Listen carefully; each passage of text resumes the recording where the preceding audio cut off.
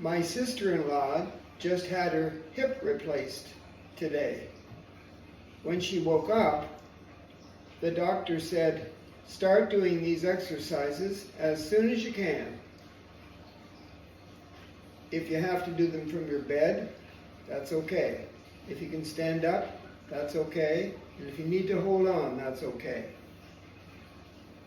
The first one, just stand with your feet shoulder width apart. Number 2, do a little mini walk. Number 3, get up on the balls of your feet and your toes. Come back down, get up on your heels, lift your arch and your balls and your toes up.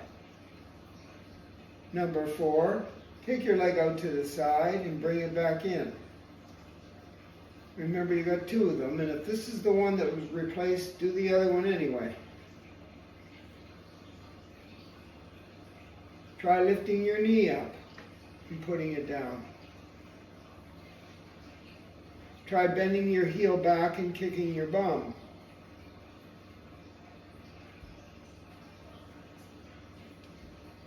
Go for a little walk. And maybe backwards.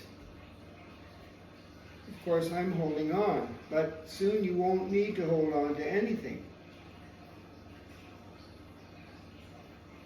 Here's the next one. Just straighten your legs and tighten them up at the knee. Push your feet into the floor. All right? Now do the same thing. Really, really tight, straight legs, feet into the floor, and squeeze your bum cheeks together. Keep breathing naturally. Then relax. Try it again. Straight, tight legs, feet flat on the floor, feet shoulder width apart, and squeeze your bum cheeks together. If you can do those on a regular basis for a week or 2, then we'll give you some harder ones. Good luck.